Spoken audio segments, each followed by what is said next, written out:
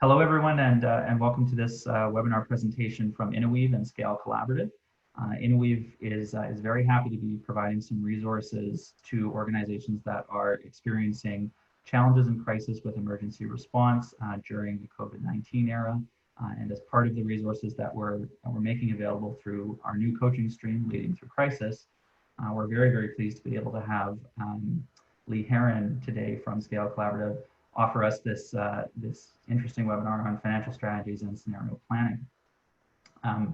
Before we begin the webinar, I'd like to just acknowledge that the McConnell Foundation does exist on the traditional territory of the Mohawk people. We're in different circumstances now. Everybody's working remote and people aren't necessarily in their offices, but at McConnell, we do feel it is important to acknowledge that when we are in our office, that it is on traditional Mohawk territory.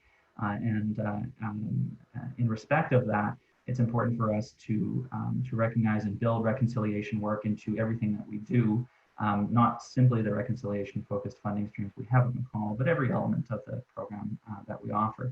So even though we're remote today and offering a webinar recording, we do wish to acknowledge that traditional territory and that sense of place that comes with our headquarters.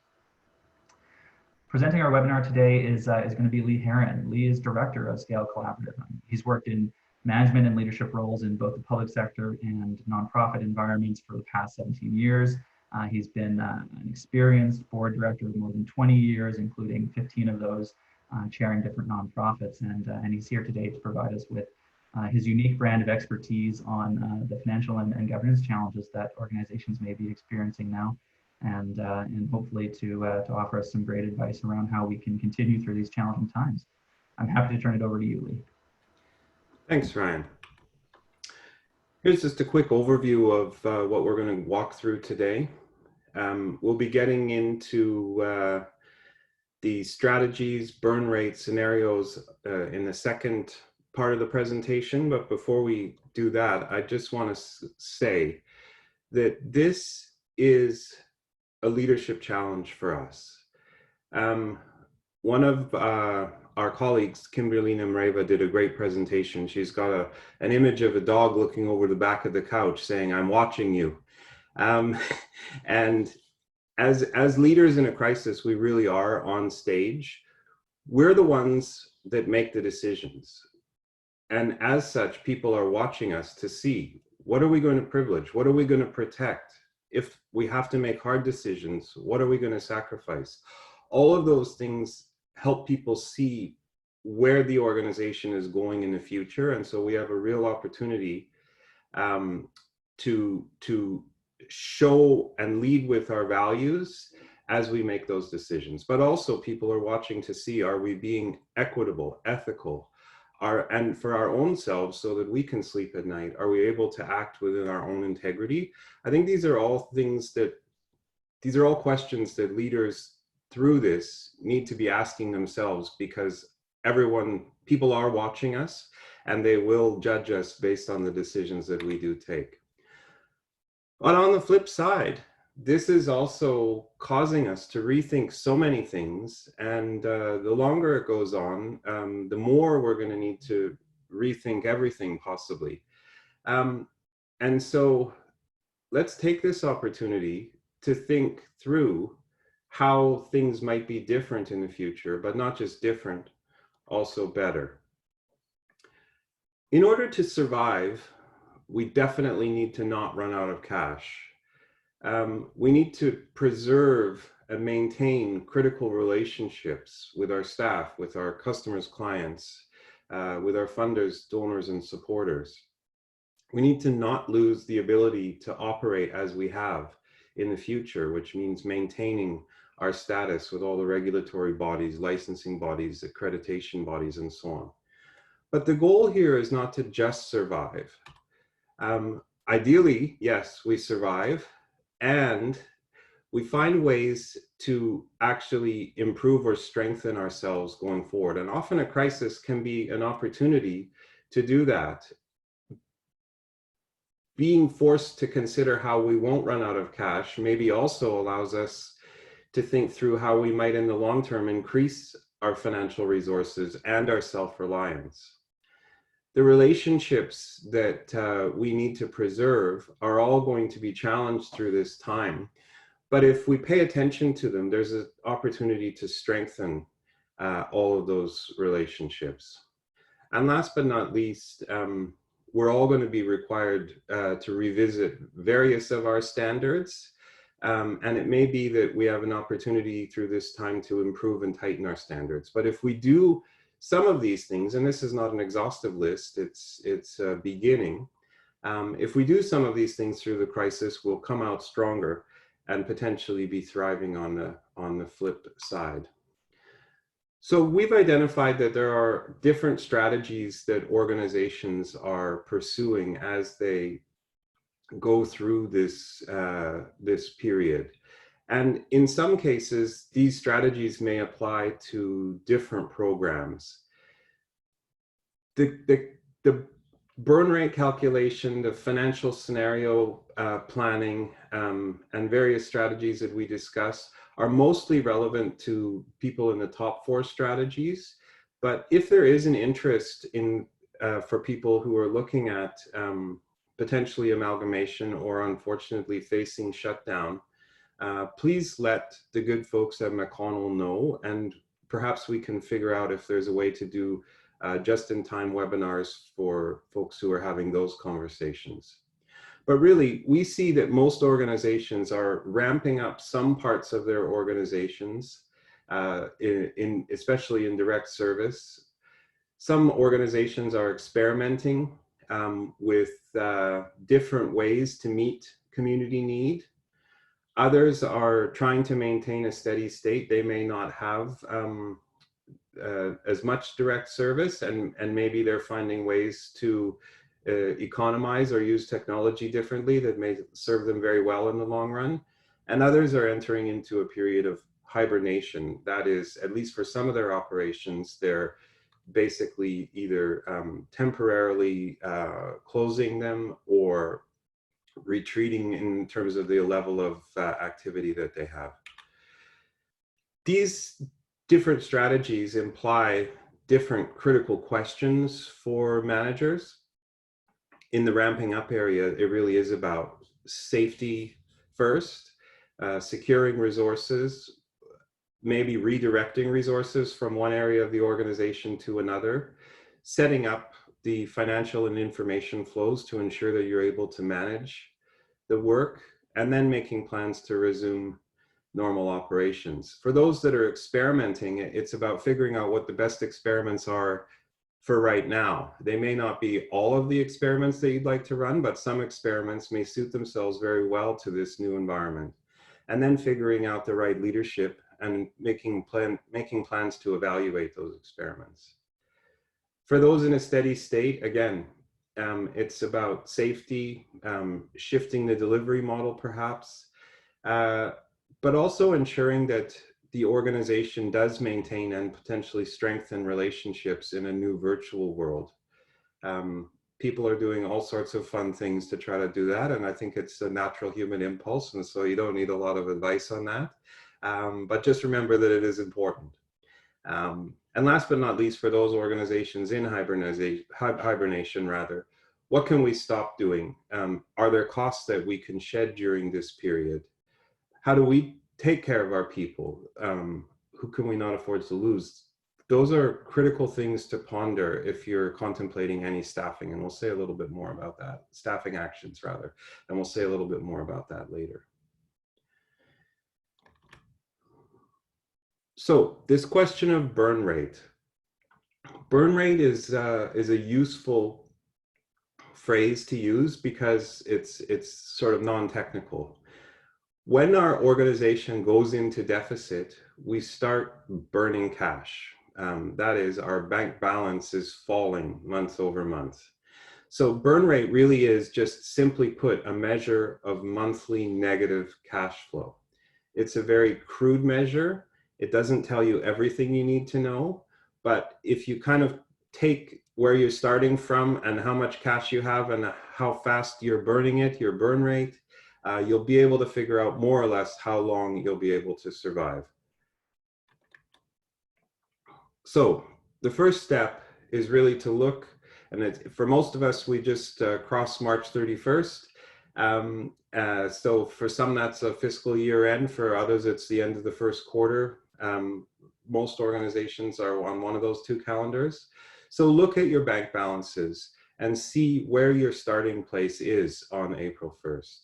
The cash that you have on hand divided by your burn rate is how long you can survive in a deficit position.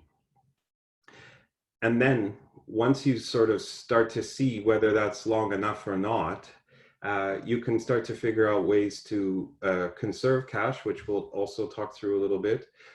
If you have some revenue continuing, that will reduce your burn rate going forward. And if you can figure out other ways to conserve cash, that will reduce your burn rate and you'll survive longer. The question of deferred revenue is a tough one for organizations. We receive, often as nonprofits, we receive funds in advance of delivering the service or executing or undertaking a grant. That cash has been entrusted to us to deliver on what we said we would do. But in a crisis or the short run, sometimes there's a temptation or a desire to access it to offset current expenses. We need to be able to pay it back, though. Our funders have entrusted us with those funds. We might be able to ask them if it could be made unrestricted. If the purpose of the funds is to support operations in some degree, we can certainly access those funds. But it's a challenge for us, and it is something that we need to think through, and probably something that an executive director needs to talk through with the treasurer or the finance committee. So then, scenarios. I'm going to walk you through a tool that we've built, which hopefully is of some value, and that tool is going to be available or is available on the innoweave site there. But in order to start your cash flow planning, you do need some basic information. You need to know what your opening cash balances is, and April 1st is a good date to use. You need to know what your deferred revenue schedule is. So that's something that you can probably get from your bookkeeper or accountant and treasurer, but this is the amount of money that in each month needs to be reserved against future periods. If you have access to credit, you should find out what the limits of your line of credit, credit cards, and so on are. Not the current balance, but the limits available to you. And then if your organization has any reserves that are parked, possibly in a GIC or other investment, but that are relatively liquid, that is accessible to you as cash, you need to know those starting reserve account balances. When we work through this scenario, you're going to see that we start with what we know and what also seems most likely. We're also doing a cash flow. And so for that reason, it's important not to estimate, not to just put in our budget figures, but to actually estimate when we're going to receive certain monies and when expenses are going to become due. And we're going to put them in the month when we actually are going to need to pay them out, or when we're going to receive the money. And then last but not least, many of us have certain non-discretionary budget items through the year that are larger. They could be like an insurance payment or property taxes. Sometimes we have 3 payrolls in a given month if we're bi-weekly and so on. We need to know when those extraordinary larger expenditures come through the year. This is the sheet that we've built, and you can see that there's space for up to 15 revenue streams here. There's a bunch of expense categories and some others. Don't hesitate to write over top of these. These are for you to do. Those opening balances, you're going to put in up here. And then basically, as you go through each month, you're going to put the revenue data out here, the expense data out here. Reserve funds will go down here. And then there's a bunch of stuff which I'll walk you through, which you'll see. So what we're going to do now is go through a specific example of an operation here in British Columbia that's delivering childcare.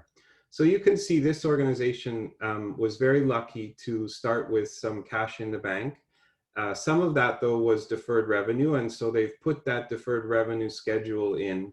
It starts at $10,000, sort of, that's what they came into the year with, and then at the end of each month, you can see they're burning through $833 of it. You can see that in this base case scenario, we're assuming that parent fees, which is the main source of revenue for this childcare operation, is falling to zero for the months of April and May. You can also see, though, that government funding has been generously increased as a support to childcare operations, but that other sources of revenues that they would typically expect have also fallen to zero. You can see that we're planning to resume normal operations in June. You can see that in next February, we're still expecting the one-time funding that we get, but then that also goes up into our deferred revenue and starts the cycle of deferral again. You can see that in this base scenario, we're assuming, based on the information that we heard at the time we were coming up with this, that we might be able to access the 75% wage subsidy. And so our wage bill has been dropped. We intend to keep our employees on at this point, but we're only paying for a quarter of the wage. You can see that we've put in placeholders. So in this case, there's an amount to restart operations. That's happening in May because we're ramping back up in June. Unfortunately, June is a 3 payroll month, as is December. So we've got an extra amount in there for wages and et cetera. You can see that we've planned to pay our property taxes in July and our annual insurance renews in February. So we've put those extraordinary expenditures in. And you can see, again, this organization is very lucky to have entered this period with $30,000 in reserves. Right now that's parked in a GIC, but it is sitting there. In this base scenario, the society, notwithstanding 2 months of diminished revenue, doesn't actually fall into deficit. So there are a few deficit months, but through the whole year, we're still running a surplus, which is great because that means we don't need to draw down our reserves. And you can see we've got zeros in the drawdown area. And we end our reserves with the same balance as we started. You can also see that our operating account basically is unchanged through the year on a cash basis, which is great. You can see that we're operating inside available credit. Now, in this case, we don't have any credit, but we're still above zero all the way through, so that's great. And you can also see that we're not sitting inside our deferred revenue. So fantastic. We've got a base case, and so far the Treasurer and the Finance Committee are happy. But that's not the end of it. We also need to think through what are the middle case, what is the possible worst case that we might face. And in order to do that, we then start sort of interrogating the sheet that we've just made and asking ourselves, how certain is each revenue stream? Is it guaranteed to continue to flow? What if it didn't take 2 months to restart operations? What if it took 4 or 6? Will our operations rebound immediately? Some organizations, they may find there's a slow ramping back up of demand rather than an instant resumption.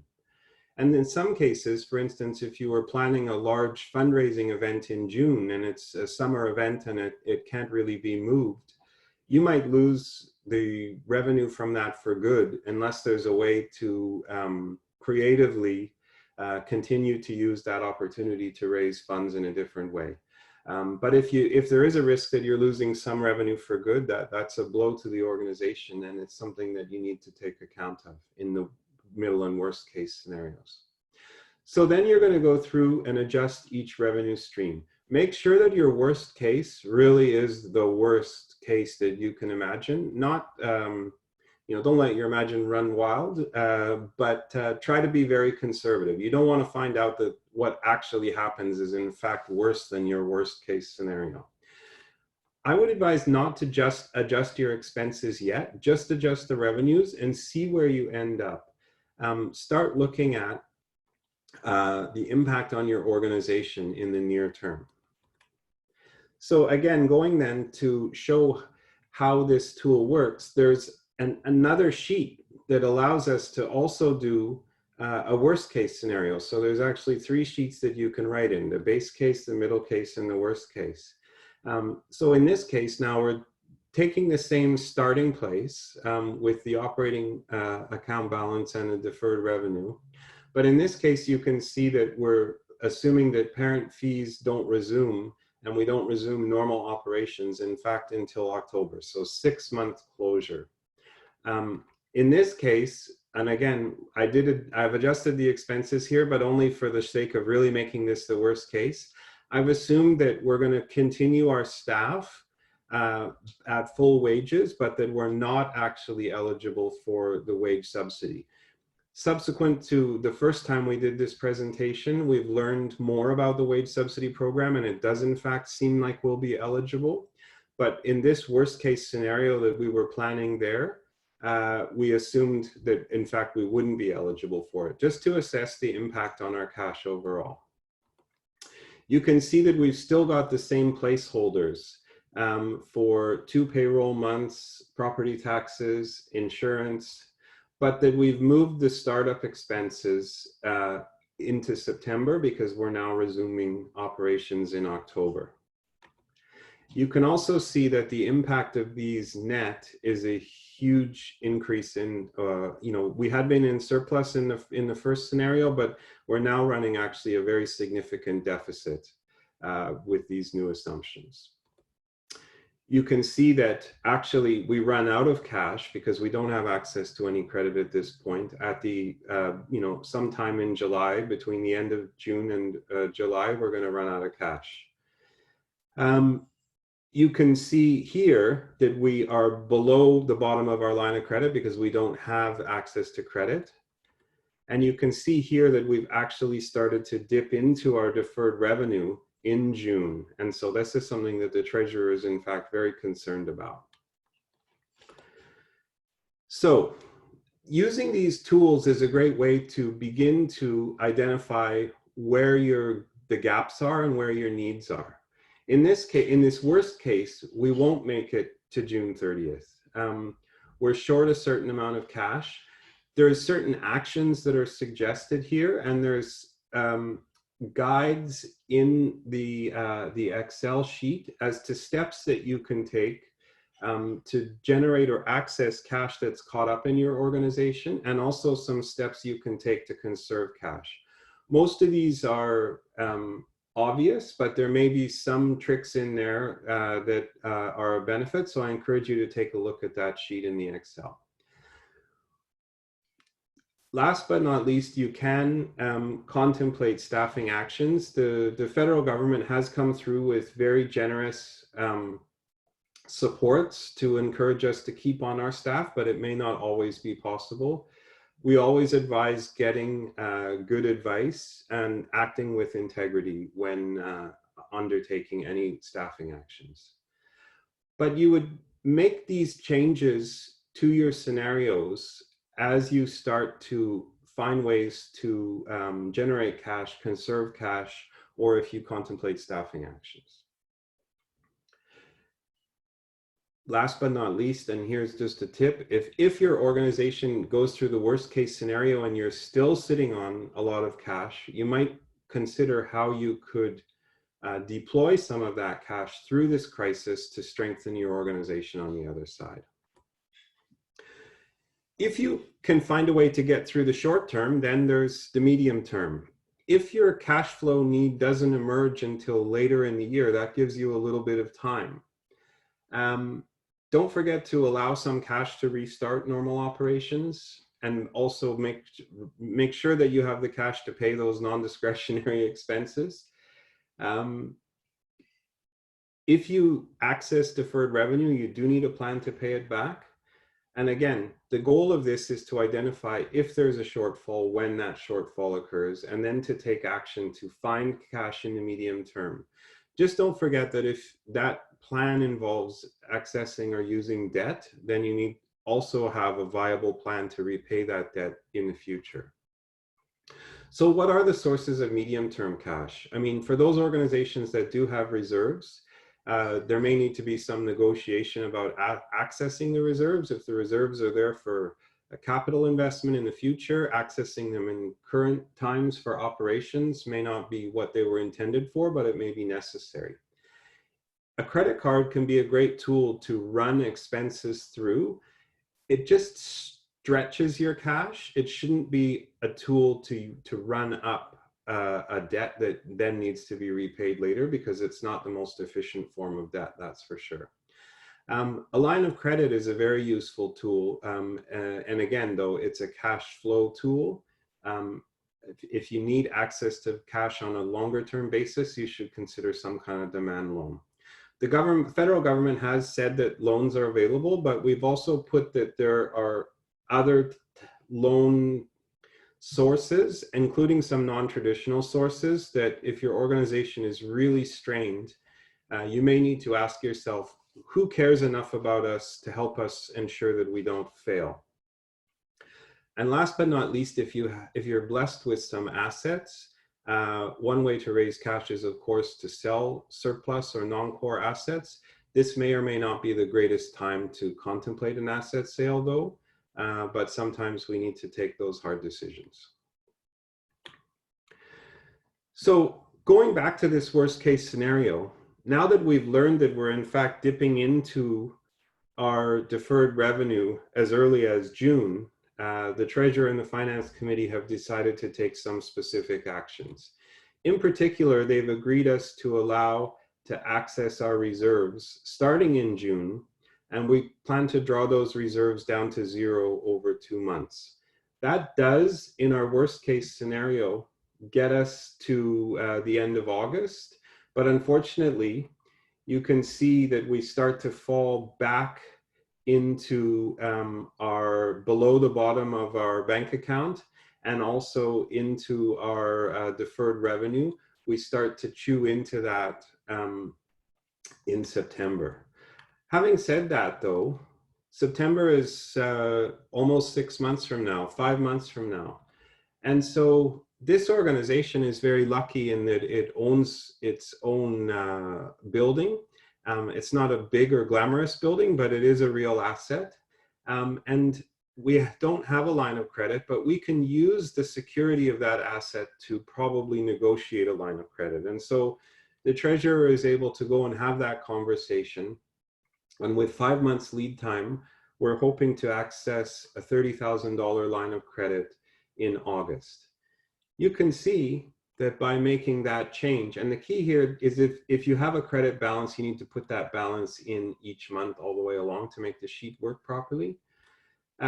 You also need to ensure that if you're using credit, that you put in an allowance for additional interest expense.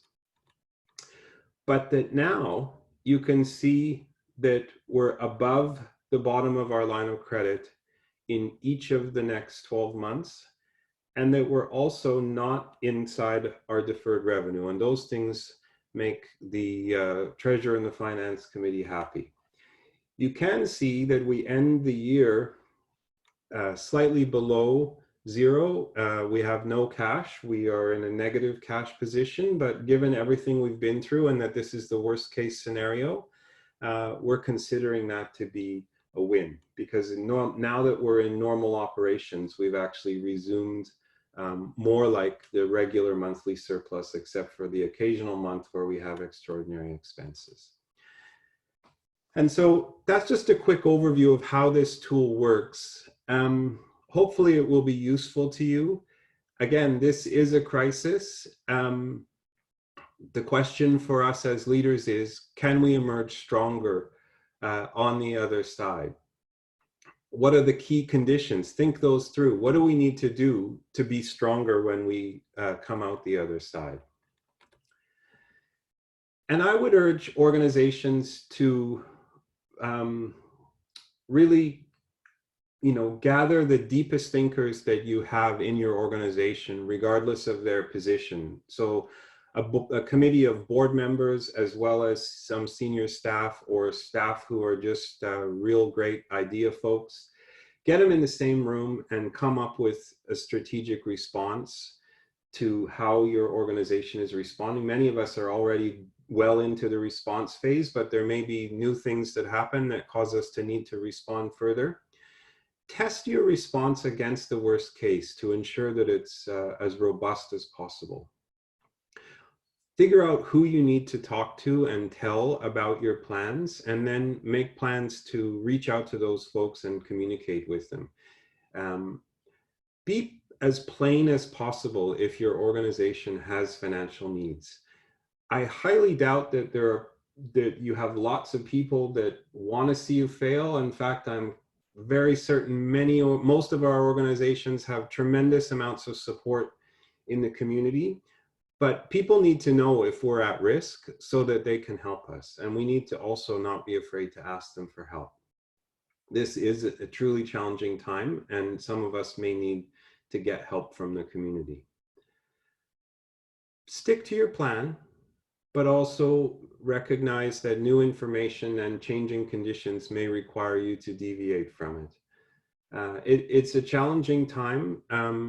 We don't want to be seen to be veering all over the road, but on the other hand, there may be times when we need to take deliberate action and change course. And remember just to take care of yourself. This is going to continue for some time. And so there is hopefully an opportunity for you and your organization to think through not just how you will survive this crisis, but also thrive on the other side. Thanks very much. And thank you, Lee, for all that information and the use of the wonderful tool. I'll echo Lee's comments and say that though we consider this to be something that's going to go on for a while, it's the ability of organizations to assess and adapt based on the situation that we're facing that is really going to determine how we're able to survive and indeed thrive. So thank you very much, Lee, and we look forward to offering further resources through innoweave as we continue to develop this stream.